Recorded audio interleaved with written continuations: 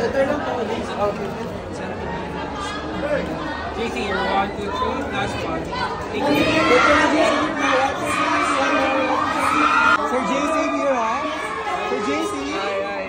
JC, of course, congratulations to the father. Oh, thanks. What can we expect sa ating movie? Siyempre ako si Jacob Rivera. I'll bring a lot of intensity and mind-blowing scenes with Sense of Father. So, expect nila na maraming mga nakakainis na scenes from me and maraming intense scenes from me and Gerald. Kainis sa'yo. And of course, once again, JC Rivera as Jacob Rivera. Thank you so much. Again, congratulations, JC. Thank you. JC Rivera, play.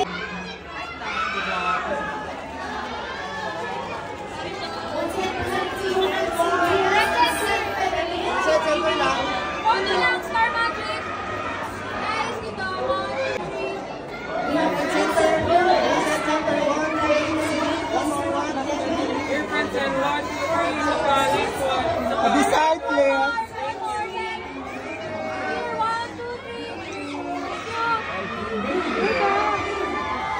Dito po. Dito po.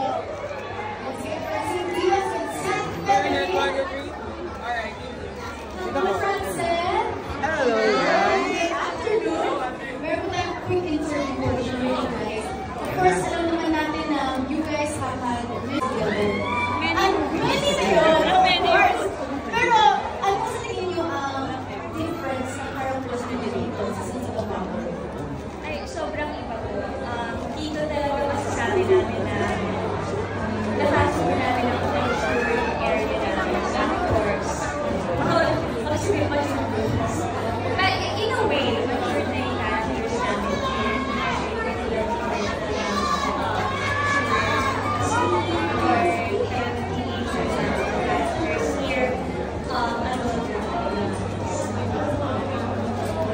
That's why may bagay umarte may bagay natutunan sa pinagawa namin mga characters namin. Yun yung kinakaiba para sa tingin ko yung sa mga ginawa namin. Iba ko dahil parang kumbaga umakbang kami ulit panibagong panibagong tactics, panibagong discarte talaga kumakain. Siguro, Francine, first, right after My Future You, very sweet and cute, ngayon naman medyo intense sa Sense of the Father. Ano ang biggest challenge ninyo as a love team? Biggest challenge dito. Marami masyadong sabihin kasi kami mas-spread ng mga stories or scenes. Pero challenging siya in general. Kung paano sa characters namin, paano maglakad, magsalita, paano pag-iwan namin lahat yun. Characterization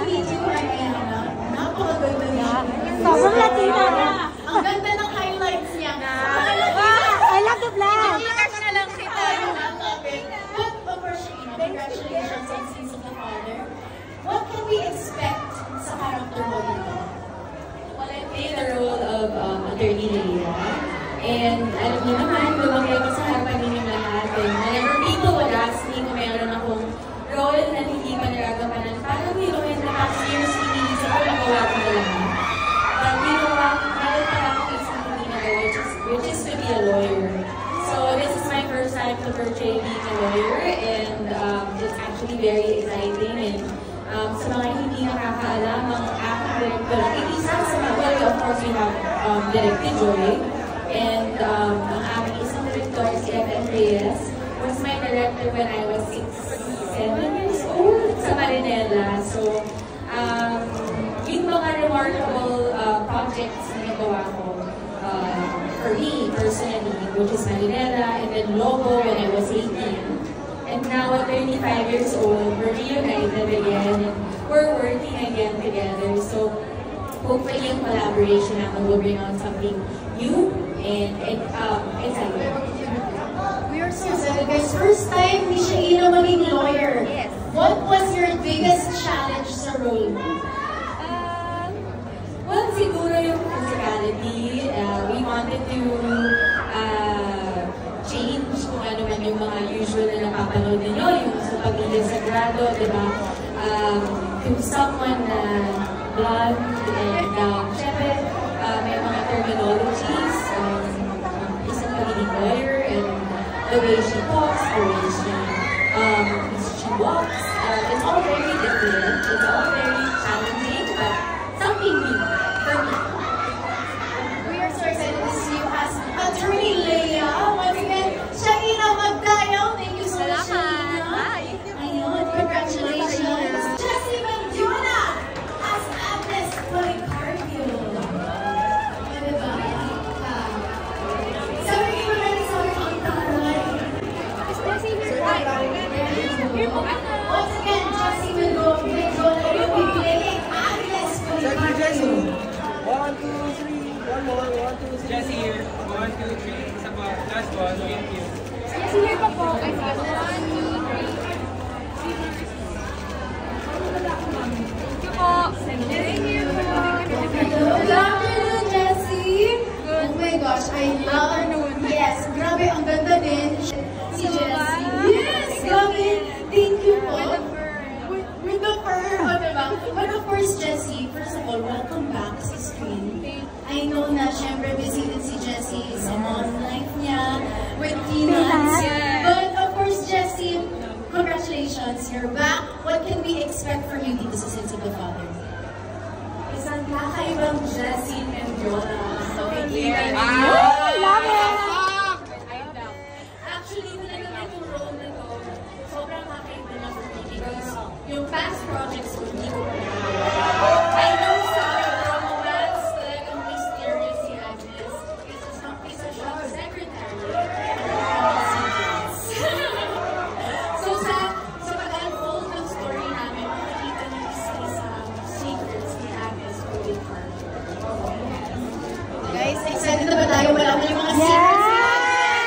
Exactly. But of course, Jessie, going back into the big screen world, sa lahat po ng screens dito sa mga kapamilya homes, what was the biggest challenge for you coming back? Siyempre yung adjustment period. Kasi sobrang tagal ko hindi nakakita sa TV. Almost 6 years actually since my last TV show. And I'm very, very grateful to ABS-CBN, JR Productions, kasi talagang tinalagaan nila ako. And I'm just really happy to be able to show a different side of me. I really prepared for the role. I'm really grateful to our directors, Sina and Reyes, and Director Joy. Kasi talagang pinantayan nila yung acting ko. Kasi sabi ko na, almost 6 years na wala sa showbiz. Mas pero talagang sabi nila, no, you're doing great. So I'm really, really excited for everyone to see what we have been working on. We're so excited to see you as well, Jessie. Once again, congratulations on Sins of the Father. Let's give it up for Jessie Mendiola. Papabalik ni Maria Yes, Mercedes. as Madam Agnes Policarpio. Thank you so much, Jessie. 1, 2, 3. One more. Okay na. Yes, good afternoon, Direk. Bago tayong pa-interview portion with Direk Bijoy, of course. Direk, congratulations on Sins of the Father. Ano po ang naging naging siguro biggest challenge niyo as a director dito sa Tensei? One of the biggest challenges no, is because it's been a while since Gerald came out, since Jesse came out, and a lot of new artists also, and also yung boy. So one of the challenges to come up with a new flavor or a new side of these actors because that yun nga the audience did not see before. Tulad ng Jesse. So aside from that, it's it's keeping up with yung brilliancy director so we're doing this together.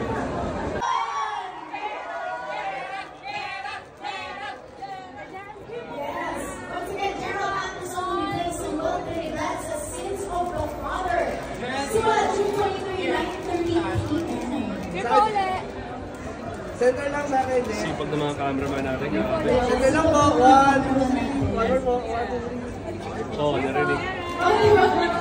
Hello, Gerald. Yes, good afternoon, Gerald. Kumusta? Okay, Gerald, we're back as Samuel Trinidad. How does it feel to finally be back? Exciting. Siyempre, pinagkirapan namin ito eh. Kaya super excited kami lahat. But, itong kwento nito, The Sins of the Father, na marami tao makinig. It's also about scamming, family, love, crime, suspense, yung drama nito, yung action nito. So, talagang pinagkirapan namin ito para sa amin. Gerald, of course, sabi namin kanina, Samuel Trinidad, a different character for you also. What can we expect from Samuel? Nako, marami pong mga challenges. Napakaganda ng kwento ni Samuel. Pero hindi lang sa kanya, the whole cast. It's an ensemble cast, lahat ng kanya ng kwento. And it's, kumbaga, ang goal namin is pag nanonood kayo, nasa dulo kayo ng upo namin. And of course, lastly, Gerald, please invite all of our team back and also everyone dito sa Gateway to watch Sins of the Father. Gateway, yan kayo lahat. Sana po mapanood po sa June 23, lahat po mga kapamilya natin online. Please support us on Monday, June 23, 9:30 p.m. First episode po namin, Sins of the Father. Once again, let's give it up for Gerald Anderson as Samuel Trinidad. Thank you so much, Gerald. Ang pagbabalik ng action royalty, Gerald Anderson. Thank you so much, Gerald.